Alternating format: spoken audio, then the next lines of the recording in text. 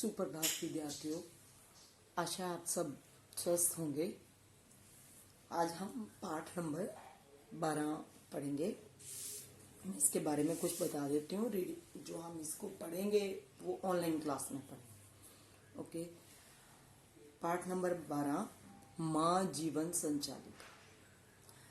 जीवन में जो माँ होती है हमारे, जो हमें जन्म देने वाली होती है, जन्मदात्री होती है, वो जीवन में वही हमारे जीवन को जो है संभालती है, वही हमें सही दिशा की ओर ले जाती है। पिता भी लेके जाते हैं, लेकिन पिता ज़्यादातर समय बाहर गुजारते हैं, क्योंकि वो पैसे कमा के लेके आते हैं, तभी हम खाना खा पाते हैं, कपड़े पहन पाते हैं। ठीक है, तो इसलिए घर में जब माँ सारा दिन हमारे साथ रहती है तो वही हमें बताती है कि हमने क्या हमारे लिए क्या ठीक है, क्या गलत है, हमने किस काम को कैसे करना है।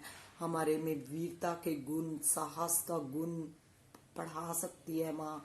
और माँ एक ऐसी गुरु होती है जो 100 गुरुओं के बराबर होती है। अगर हमें 100 गुरु शिक्षा दें तो माँ अकेली वही शिक्षा दे सकती है। ठीक है, तो हमें अपनी माँ की बहुत आदर करना चाहिए, उसकी रिस्पेक्ट करनी चाहिए, क्योंकि वो देखो पूरे घर को संभालती है। ठीक है, घर भी संभालती है, सारा काम करती है। और आजकल जो वर्किंग है माताएं, तो वो तो देखो डबल काम करती हैं। तो हमेशा माँ के साथ पिता की, सब बड़ों की रिस्पेक्ट करनी चाहिए, लेकिन माँ की बहुत ज़्यादा रिस्पेक्ट करनी चाहिए। ठीक है, क्योंकि माँ एक ऐसे जो कभी भी एक अच्छी फ्रेंड है आपकी। आपको लाइफ में कहीं भी प्रॉब्लम आ रही है, कहीं भी जीवन में कठिनाई आ रही है, तो अगर आप किसी और के पास शेयर करोगे, किसी और से शेयर कर ली, अगर आप अकेली सब अपने अपने विचार देंगे, ठीक है, लेकिन अगर आप माँ से बात कर लोगे तो जो माँ आपको बात बताएगी, जो आपको सही गाइड करेगी, संचालन करेगी आपका, तो वैसा कोई भी नहीं कर सकता। ठीक है, अब आज हम पाठ पढ़ रहे हैं माँ जीवन संचालिका। टॉपिक का नाम, लेसन पाठ का नाम ये है, लेकिन पाठ किसकी माँ के बारे में है। हमें जो आज़ादी मिली है वो हमारे स्वतंत्रता सेनानियों ने हमें दिलवाई है। उन्होंने अपनी जीवन की परवाह ना करते हुए अपने देश की मातृभूमि के लिए अपना सब कुछ न्यौछावर कर दिया। उन्होंने ये नहीं देखा कि हम भी जीवन जिए, हमने भी सब कुछ देखना है। लेकिन उस समय क्या था कि उनको ये था कि हमने अपना देश आज़ाद करवाना अंग्रेजों से। ठीक है, अंग्रेज आ गए थे ना, उन्होंने हमारे ऊपर शासन किया, तो उन्होंने अंग्रेजों से हमारे देश को आज़ाद करवाने के लिए अपना सब कुछ समर्पित कर दिया। तन मन धन जीवन ही समर्पित कर दिया, तो तन मन धन तो बीच में आ ही जाएगा। ठीक है, तो आज हम पढ़ेंगे राम प्रसाद बिस्मिल के बारे में। ये एक स्वतंत्रता सेनानी थे। स्वतंत्रता सेनानी तो बहुत हुए हैं, भगत सिंह, सुखदेव, राजगुरु, सुभाष चंद्र बोस, मंगल पांडे, जिन्होंने 1857 की क्रांति शुरू की थी, रानी लक्ष्मीबाई। ठीक है, और भी कई ऐसे। तो उन सब के योगदान से आज हम आजाद भारत में बैठे हैं। तो हमें अपने जीवन में अपने देश से सबसे पहले प्यार करना चाहिए। अगर हम अपने देश, हमारे में देशभक्ति की भावना, अपने देश से, अपने सैनिकों से हम उनकी रिस्पेक्ट करते हैं, तो क्या होगा, तभी हम जीवित रह सकते हैं।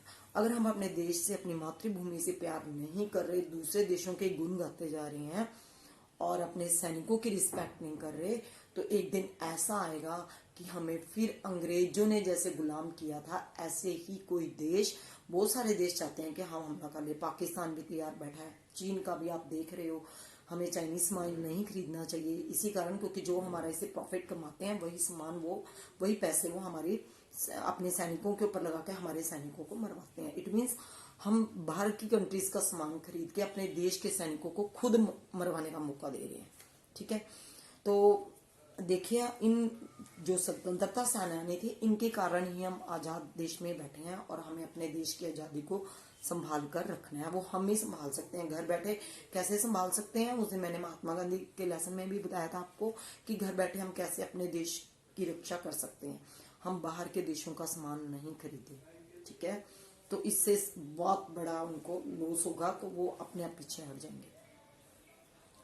हाँ जी, आप अपने जो आपके साथी हैं, आपसे छोटे बच्चे हैं, उनको देशभक्ति कविताएं सुने, अपने सैनिकों को मोटिवेट करें, जैसे पोस्ट वगैरह आती हैं तो उनको लाइक करें, ठीक है, तो उससे उनको मोटिवेशन मिलता है। तो इस तरह हम अपने देश की घर बैठे भी रक्षा कर सकते हैं।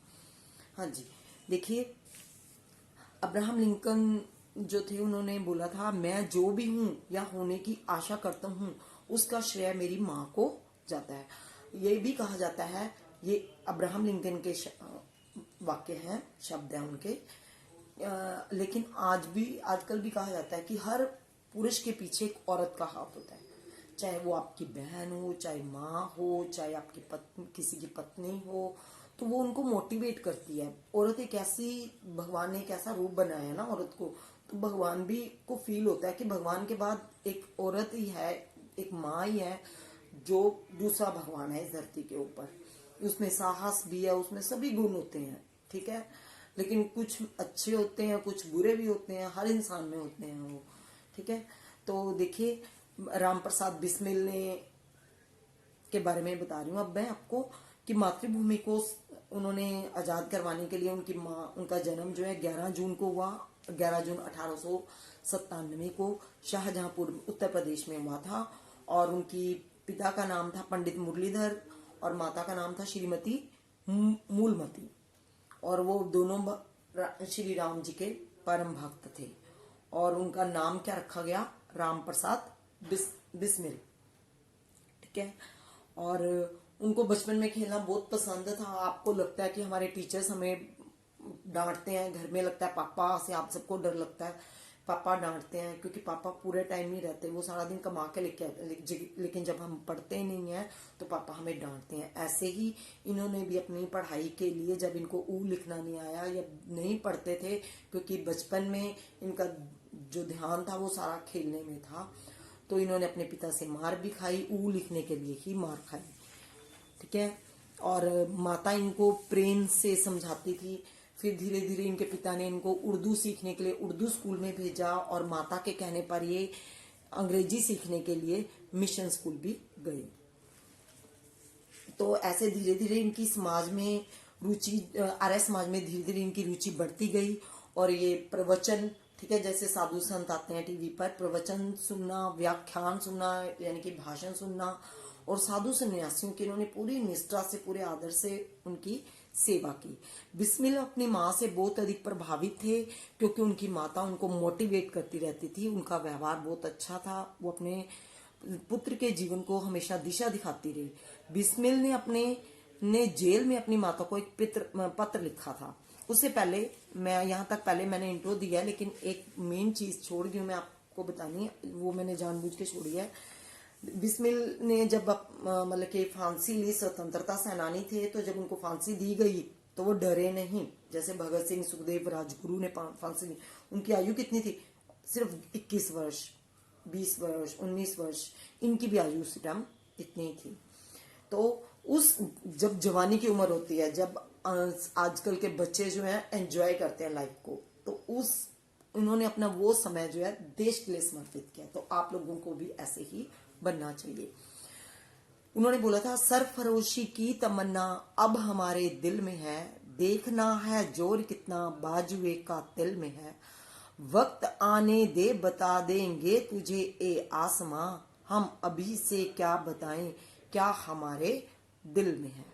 तो उन्होंने बोला कि सरफरोशी की, आजादी लेने की तमन्ना जो है, हमारी इच्छा जो है हमारे दिल में है, लेकिन अब हमने देखना है कि हमारी बाजू में दम कितना है कि हम आजादी ले पाते हैं या नहीं ले पाते, ठीक है। बाजू एक कातिल में है, यानी कि हम अपने बाजू में भी कातिल करवाने के लिए अपने आप को समर्पित करने के लिए तैयार है। वक्त आने पर बताएंगे, आसमां, आकाश को बोल रहे हैं कि हे आसमां, यानी कि आसमां का मतलब ये नहीं कि आकाश को बता रहे हैं, वो तो मतलब कि निर्जीव सजीव जो भी है, आसमां यानी कि आसमां में पूरी दुनिया रहती है, पूरे वर्ल्ड के लोग रहते हैं, तो उन सभी लोगों को बता देंगे। उन्होंने लोगों को नहीं बोला, तो उन्होंने आसमां को बोला कि आसमां के नीचे सारी दुनिया होती है। तो हम उन लोगों को फिर बता देंगे। हम अभी से क्या बताएं, क्या हमारे दिल में है। वो कहते हैं अभी से हम क्यों बताएं कि हमारे दिल में क्या है। ठीक है, अब देखिए, तब उन्होंने हंसते हंसते अपने प्राण जो है न्यौछावर कर दिया अपने देश के लिए और फांसी ले ली। एक बार जब वो जेल में थे, तब उन्होंने अपनी माता को पत्र लिखा, जन्मदात्री जननी। जन्मदात्री जननी यानी कि जन्मदात्री जन्म देने वाली। ठीक है, जन्मदात्री देने वाली, जननी मैंने माँ, जन्म देने वाली माँ। उनको सादर चरण स्पर्श किया और उनको लिखा कि हे माँ, मैं इस जीवन में तुम्हारा ऋण नहीं उतार सकता। ऋण तो मैं कई सालों तक नहीं उतार सकता तुम्हारा ऋण, लेकिन आप ये याद करो कि आपने मेरा जीवन सुधारा, आपने मुझे सही रास्ता दिया है, और मेरी शिक्षा, मेरी आत्मिक उन्नति और धर्म के प्रति मेरी जो आपने रुचि। माँ एक ऐसी पर्सनैलिटी होती है, ऐसा व्यक्तित्व होती है कि जो हमारे जीवन को बिल्कुल ही बदल देती है, हमें सही रास्ता बताती है। जो जैसी माँ होगी, ठीक है, अच्छी होती है ज्यादातर। महान से महान संकट में भी आपने कभी मुझे अधीर होकर, मतलब कि इतने संकट आए उनके जीवन में, तब भी आपने बेचैन होकर मुझे गलत रास्ते पर चलना नहीं सिखाया। मैं चाहूंगा कि जन्मांतर आप ही मेरी माँ बने, कि जन्मों जन्मों तक आप ही मेरी माँ बने। और लेकिन कहते हैं कि मेरे मन में एक तृष्णा रह गई है कि मैं आपके चरणों की सेवा नहीं कर पाया, लेकिन ये माँ धैर्य रखकर ये आप धैर्य रखना कि आपका पुत्र, माताओं की माता, हम इतनी सारी माताएं हैं पूरे भारतवर्ष में, उन सबकी माता कौन है? धरती माता। अगर धरती माता ही नहीं होगी हमारे देश में, धरती नहीं होगी तो हम सब कहाँ रहेंगे? तो इसलिए सबसे बड़ी माता जो है हमारी, वो धरती माता है। तो वो कहते हैं कि आप ये सोचना कि मैं माताओं की माता, धरती माता की सेवा में अपने जीवन को बलिदान दे रहा हूं। आप मेरे को आशीर्वाद दो कि मैं अंतिम समय, यानी कि जब मुझे फांसी दी जाए, तो अंतिम समय मेरा हृदय विचलित ना हो। ठीक है, मैं घबराऊं ना उस टाइम, मेरे में साहस हो उस समय, और धैर्य हो, जैसे गुरु गोविंद सिंह जी की धर्म पत्नी ने रखा था। कैसे रखा था गुरु गोविंद सिंह जी की धर्म पत्नी ने? कि उन्होंने अपने 4 बेटों को देश के लिए बलिदान दे दिया। धन्य है वो माता पिता। ऐसी माताएं बहुत महान होती हैं जो अपने बेटों के देश के लिए बलिदान करते हैं। जैसे अब हमारे सैनिक मरते हैं, देश के लिए मरते हैं ना, उनको बीच में क्या मिलता है? कुछ भी नहीं मिलता। सैलरी प्राइवेट सेक्टर में कहीं भी वो जा सकते हैं, लेकिन वो कहाँ वहीं जाते हैं देश की रक्षा के लिए। तो हमें उनकी रिस्पेक्ट करनी चाहिए। जहां भी सैनिक मिले उनको सैल्यूट करना चाहिए, उनके लिए सीट छोड़नी चाहिए। ऐसे उनकी जो है रिस्पेक्ट, उनको लगता है कि लोग हमारी रिस्पेक्ट करते हैं, तो हमें ऐसे अच्छे काम करने चाहिए। और आगे उन्होंने अपना पुत्र राम लिखा। फिर राम प्रसाद बिस्मिल में यह भावना कब पैदा हुई? जब वो 9वीं कक्षा में पढ़ते थे। 9वीं कक्षा में पढ़ते थे, उनको अपने देश से प्रेम हो गया और उन्हें लगने लगा कि देश के लिए कोई विशेष कार्य मुझे करना चाहिए। ये जो एज होती है, ये ऐसी एज होती है जिस समय हम अगर देशभक्ति में, धार्मिक कार्य में या अच्छे कार्यों में अगर हम लगाते हैं, तो हम सारा जीवन वहीं पे लग जाते हैं। अगर हम उल्टे कामों में, जैसे नशे में चले जाते हैं, हमारे पंजाब के अब तो भारत में ही नशा फैल चुका है, लेकिन पंजाब का सबसे बुरा हाल है। हमारे देश के नौजवान ऐसे, मतलब कि बाकी कंट्रीज भेजती हैं हमारे लिए नशा, कि यहाँ चोरी से आता है सीमा से, तो ताकि हमारे देश के जवान जो हैं, जिन्होंने युद्ध लड़ना है उनके साथ, तो वो हमारा नौजवान खराब हो जाएगा, तो हमारा भविष्य खतरे में है। तो हम गुलाम, अगर हमारा नौजवान खतरे में है, अगर वो नशे करता है, गलत रास्ते पर चल पड़ता है, शराब पीते हैं, नशा करते हैं, तो ये गलत बातें, हमें ऐसे गलत रास्ते पर नहीं जाना चाहिए। ठीक है, तो उसके बाद देशभक्ति की भावना उनमें आ गई और साथ साथ वो साहित्य भी लिखते रहे। और उन्होंने एक पुस्तक लिखी, अमेरिका की स्वतंत्रता का इतिहास नामक उन्होंने पुस्तक लिखी। और जैसे ही उन्होंने, क्योंकि सच्चाई थी, जब एक इंसान सच्चा होता है तो जो झूठ लोग होते हैं वो उनका मुकाबला नहीं कर पाते, तो वो उसको क्रिटिसाइज करते हैं, उनको नीचे गिराने की उनकी जो इमेज होती है उसको नीचे गिराने की कोशिश करते हैं, उसके ऊपर झूठे झूठे इल्जाम लगाकर। तो ऐसे उन्होंने इस बुक में बिल्कुल, पुस्तक में बिल्कुल सच्चाई लिखी थी, इसलिए छपते ही उस पुस्तक को जब्त कर लिया, उन्होंने उठा लिया। धीरे धीरे समय के साथ उन्होंने अनेक महानुभावों के संपर्क में आई और उन्होंने कई ऐसी घटनाओं को अंजाम दिया जिससे वो जो विदेशी सरकार थी, अंग्रेज थे, उनकी आंखों में वो खटकने लगे। जो हमारे असली देशभक्त थे उनको ऐसे ही फांसी की सजा दे देकर फंसा दिया। और उनको फिर क्या किया कि काकोरी कांड हुआ था, उसमें उनको गिरफ्तार करके और गिरफ्तार कर लिया और उनको जेल में डाल दिया। 26 सितंबर 1925 की रात को उनको गिरफ्तार कर लिया और उनके ऊपर मुकदमा चलने, अभियोग चला और खूब नाटक चला। लेकिन वो वकील, अच्छे वकील थे, तो उन्होंने अपने केस की खुद पैरवी की। और जो जज था, जज भी हैरान रह गया, क्या कमाल का व्यक्ति है, क्या इसका दिमाग है। इंडियंस का दिमाग बहुत तेज है, ठीक है। इसलिए अमेरिका जाओ, कनाडा जाओ, तो इंडियंस को जॉब, ऐसी ऐसी जॉब देते हैं ना कि उनको पता है इनका दिमाग तेज है, तो उनको अच्छी जॉब देते हैं रिस्पेक्ट के साथ। इसलिए हमारे देश के लोग बाहर जा रहे हैं। तो लेकिन जो महाशय उनका मुंह देखते रहे, लेकिन पैरवी में जज को बड़ी हैरानगी हुई कि इतना अच्छा मुंह, हैरानगी होगी उनको। और बाद में क्या हुआ कि पहले ही उन्होंने अंदर से तय कर रखा था कि हमने इनको फांसी देनी है। तो उनको क्या किया, एक उनको खतरनाक अपराधी सिद्ध कर दिया। अपराधी सिद्ध करने के बाद उनको 19 दिसंबर 1927 को गोरखपुर जेल में फांसी की सजा सुना दी गई। ऐसे कई स्वतंत्रता सेनानी हैं जिनको जेलों में बंद कर करके ही उनको मार दिया। एक अभी मुझे नाम नहीं ध्यान में आ रहा, उनको काले पानी की सजा हुई थी, वो पोर्ट ब्लेयर में काले पानी की। वहां पे वो अकेले ही रहते थे, उनको अकेले ही छोड़ दिया था कि अकेला इंसान अंदर अपने आप ही फ्रस्ट्रेटेड होकर, अपने आप ही टेंशन में होकर अपने आप ही मर जाएगा। तो देश की स्वतंत्रता के लिए शहीद होने वाला यह बांका जवान यदि वीर था, तो इसके पीछे किसका हाथ था? उनकी माँ का हाथ था। माँ बाप ही हमें ऐसे गुण पैदा कर सकते हैं हमारे में, हमें वीर बना सकते हैं। तो उसकी माँ भी वीर प्रसूता थी।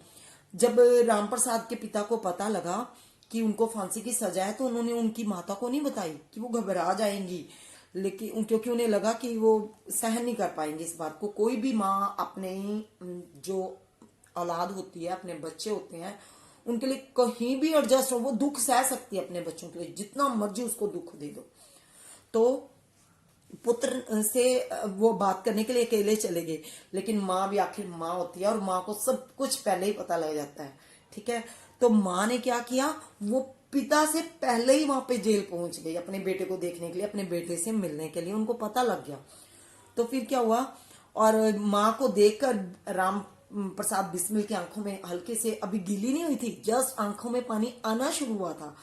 तो उनकी माँ ने क्या कहा, कहते अगर ऐसा ही एक सिंहनी की तरह, शेरनी की तरह हुंकार उठी कि अगर रोना ही था तो इस ओर ध्यान क्यों लगाया था, इस ओर ध्यान नहीं जाना था इस लाइन में, ठीक है। तो उन्होंने उसको ये समझाया। और फांसी के बाद उनकी माँ ने कहा, मैं प्रसन्न हूं, मुझे गर्व है कि मेरा पुत्र जो है शूरवीरों की भांति उसने अपने प्राण जो है देश के लिए न्यौछावर कर दिए। आगे उन्होंने लिखा है, दिल फिदा करते हैं, कुर्बान जिगर करते हैं, पास जो कुछ है वो माता की नजर करते हैं। दिल यानी कि अपना दिल भी फिदा करते हैं, अपना जिगर भी हम देश के लिए फिदा करते हैं, कुर्बान करते हैं। हमारे पास जो कुछ भी है वो माता की नजरों में चढ़ाते हैं, अपने आप को अर्पण करते हैं। तो बाद में वंदे मातरम, भारत माता की जय कहकर वे हंसकर फांसी के फंदे पर खुशी से झूल गए। इस वीर शहीद की स्मृति जो है, स्मृति स्थल जो है वो देवरिया, उत्तर प्रदेश में है। देवरिया जिले के बरहज नामक स्थान पर है। बरहज मेरे को लगता है वहां पे कोई गांव होगा जिसके अंदर उनकी अस्थियों का कलश अभी भी मौजूद है। वहां पर उनका वो बना रखा है, स्मृति स्थल बना रखा है, ठीक है। धन्यवाद। तो हमें भी ऐसे ही वीर सैनिक बनना चाहिए, अपने देश की रक्षा करना चाहिए, ठीक है, बहादुर बनना चाहिए। अगर हमारे ऊपर दुश्मन हमला भी कर दें तो उनका मुकाबला करना चाहिए, घबराना नहीं चाहिए। धन्यवाद। और अपनी माँ की बहुत ज्यादा रिस्पेक्ट करनी चाहिए, माँ बाप दोनों की, ठीक है। धन्यवाद।